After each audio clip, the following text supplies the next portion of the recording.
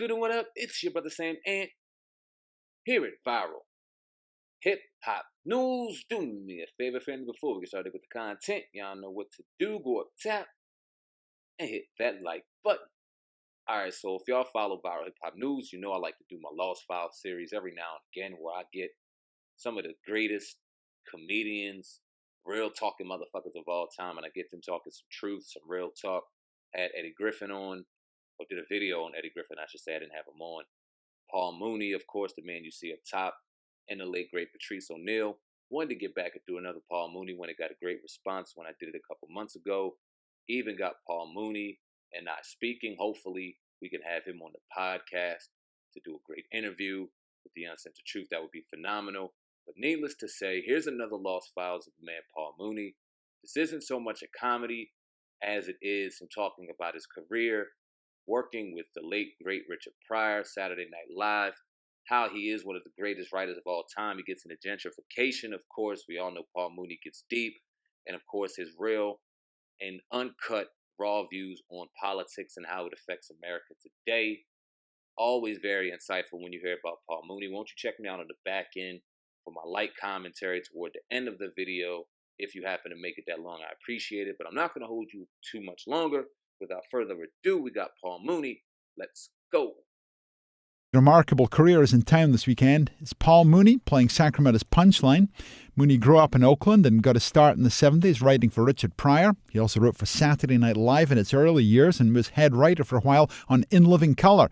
He's also a stand-up comedian and actor and helped give many other well-known comedians their start in the business. He's in our studio. Paul Mooney, welcome to Inside. Good morning or good afternoon. Well, it depends on your time zone. Just hello. Just hello. Okay, That's right, good. Right.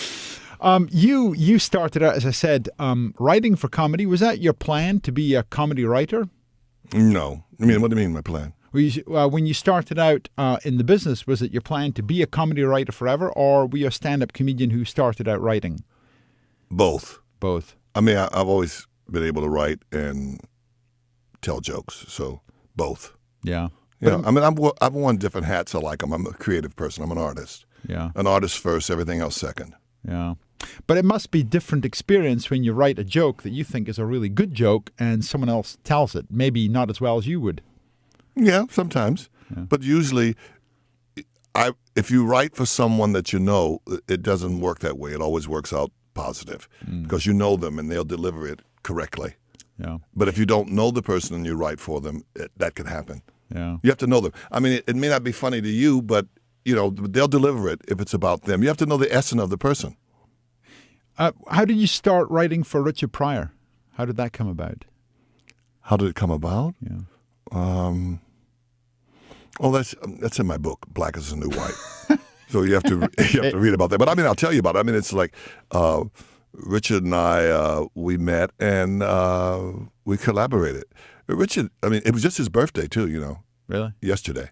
Oh. The 1st of December. Yeah. And I mean, happy birthday to Richard. He's not here but I'm here, so happy birthday to Richard. No, Richard was totally a genius, and he was, he was very funny. Richard was a storyteller. He was the best at it. Yeah. And you also worked on Saturday Night Live in its early years. Yeah. What was that like then? Yeah. Huh? What was that like then? Then? Yeah. It was hard because I'm not a drug addict. So everyone else was?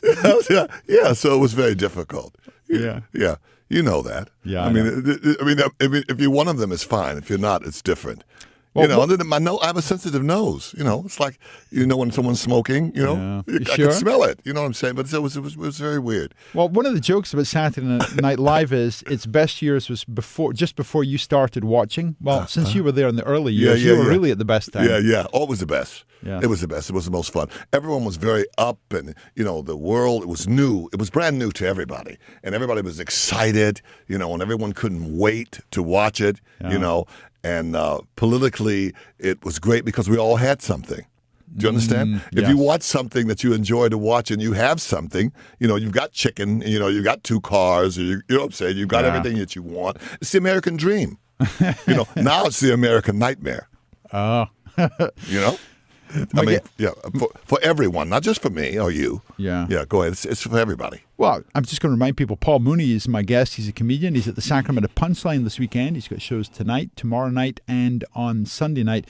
So you were raised in Oakland, but you're not really from Oakland originally. How No, that's my grandmother was from West Oakland. Oh. And my grandmother was, the person in my life and the center of my life. And so everyone claims it because I would go there.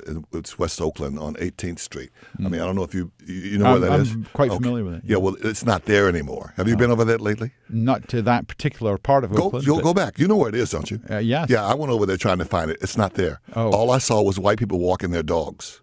Oh. Yeah, it's very white now. What they call gentrification. Right. What they call reverse white flight. That's what I call it. Yeah. Nothing's there anymore. You know that. The bridge is gone. Yes. So where do you live nowadays? I live in Harlem with the white people. Oh. Mm-hmm. Have you been there in Harlem? I have not been to Harlem. Oh, you have to come. Yeah. It's changed. It's changed come. too, really? Yeah, you got to come. Everywhere changes again. And is it for the better? Yeah. Yeah. Yeah. Clinton started it. You know that. Bill Clinton. Yeah, that's right. He opened his office. Yeah, he started it. Well, what did the people of Harlem make of that? What? The Bill Clinton moving his office. Oh, they liked it because he brought money. Yeah. Yeah. He brought that money and they started building things like beautiful hotels. They started remodeling stuff. But doesn't that then get kind of expensive for people who otherwise were living there because it wasn't so expensive to live in? Yeah, it does. Yeah. But the economy's like that. Yeah. The economy's done that for everyone. Yeah. I mean, you can't try to go to the projects. Go ahead. The economy's done that for everyone. I hope you can afford it. I mean, the economy has done that for everyone. And white people come to Harlem because they used to, back in the day, they used to run Harlem. Mm-hmm. So they just came back to what they know, and it's good because it's beautiful. You can park, you can walk, you can go to the subway. Everything's convenient. Yeah. In downtown Manhattan, you know what they've done to it. It's scary. It looks like Las Vegas. It looks like Las Vegas. It really does. They've got lights, lights on like Vegas. It looks. I'm serious. It has. Seriously? Yeah. Wow. 24 hours. Now you said earlier that you wear a lot of hats. The hat you're wearing right now is a navy blue bandana. What? Is it navy blue? Yeah, well, is it black? Yeah. Oh, I'm sorry. You're colorblind. Navy blue and black. And I'm black too. You're colorblind, so it's okay. But it's okay. Go ahead. Well, you're definitely not navy blue. I don't want to bust you. You know what I'm saying? I thought it was a really dark navy blue. I know that you thought that, but it's not. I told you you're colorblind. It's so sad. Yes. You wear glasses too. I can tell from here. Yes, I do actually. Yeah. Well, not right now. No, but I can see that from here. Go ahead, because you're squinching. I'm squinching. Yeah, yes. but it's all right. But go ahead. Also, because I couldn't tell the difference between colors. But that's almost fun. Happy you. Yes. Yeah. You can go anywhere and just be with anyone. Now, when you do your comedy shows, your stand-up comedy shows, are these all intricately written out as the comedy writer you are, or do you just riff with the audience? Well, it all depends on what's going on. Yeah. It's all depends on what I think of. If I'm emotional about something, I'm funny about it. If it's like with today's politics, with what's going on now, if I have an emotion about it, and I love the emotion, then I can do jokes on it because it's real, and the audience knows it's real. Even if they don't like it, they know it's real. Even if they don't like it, we're all human beings. Human beings can tell. They can tell when you're faking it. They can. Do you ever fake it? I may have done it. I'm human. I may have done it once or twice, but I can't count it. Usually not. I don't like faking it. I like it real. I really do. What about, you mentioned today's politics. Mm-hmm. Where do you stand in all these things, like the president, like the Occupy movement, things like that? Well, for me personally, I don't think there's a Republican Party, and I don't think there is a Democrat party. I think there's only one party, the 1%. I think all the rest of it's fake. I think that everything comes out of the White House, everything we see on the television is scripted. These people are actors. They actually should get Academy Awards for their performances. It's scripted. What they say to us, they rehearse during the day, and when they finish, they all go to dinner and they tell each other how good they were, and they talk about tomorrow's script, and they practice. And if one person does improv, they rave about them. They say, "And what you did was fantastic. I just think that. I don't care what color they are. I don't care what sex they are. I think they're all for each other. I do not think they're for us. Now, what you're saying, if I just saw it written down, would sound kind of gloomy, but you're smiling while you're saying it. Because I think it's true. Yeah. I really believe that. I mean, I just think when no matter what color, Obama, whoever it is, when they deal with that White House, they're dealing with a beast. And the beast is a drug addict. And the high is power and money. And drug addicts, they're like crackheads. They get on a mission. And do you talk politics when you're doing your show? Of course. Yeah. And I think that they make us think we have a choice. I don't think there is a choice. That's how I feel personally. I think it's all a joke. So will you vote in the next election? Huh? Will you vote in the next election? That time, I'll fake it. Of course I will. Fake that. And in fact, I've been voting every day for Obama. Every day I've been voting for Obama. Just Every practicing. Day. Yeah. Yes. Paul Mooney, comedian. He's at the Sacramento Punchline this weekend. He does 2 shows tonight, 8 and 10. May I ask you something? Very quickly. Okay, go ahead. Do you believe that there is a Democrat and a Republican? As a journalist, I'll punt on that one. But when I change my job in a week's time, maybe I'll answer it then. You're not going to answer it now? It's probably better not to, because I interview politicians, and our show is going to automatically end in about 10 seconds. Okay, good. So I need to wrap it up. Paul Mooney's at the Punchline tonight, tomorrow night, and Sunday night. That's Insight for this week. I'm Jeffrey Callison. We'll see you next week.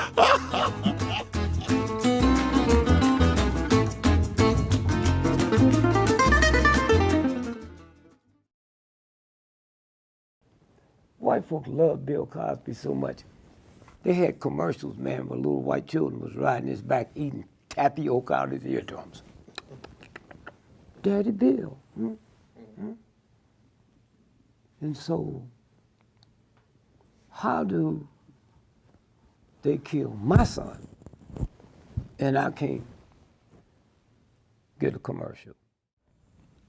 For me, I feel that what Sidney was allowed to do in the Heat of the Night was the start of blaxploitation.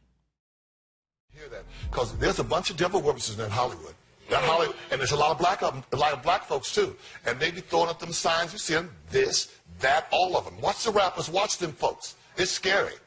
It's very scary. That devil is real. Well, what is this? Oh, the devil in this mess, yeah. Because I closed this up. I thought this was rock on. Be careful. No, the goat, be careful. They'll get you. Be careful. Let me keep my hands down. And I was doing like this, like rock on. It's like, no. No, watch them.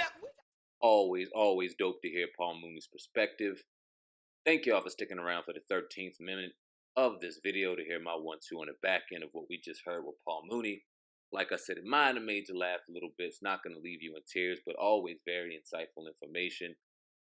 Kind of always had that feeling when it came to politics, Republicans and Democrats, even though, especially in the black community, we were always pushed toward the blue side, the Democratic side, often hearing that Republicans did not care about us, did not care about black people or the middle class. And, I mean, the further we went down the line and the further we did our history and our research, come to find out the Democrats were just as bad and influential in holding down and oppressing black people as Republicans. So one and the same, nonetheless. Paul Mooney always dropping gems, always keeping it truthful. Funny when he talked about the Illuminati and all that shit with Monique. I threw that on the back end just for my conspiracy buffs.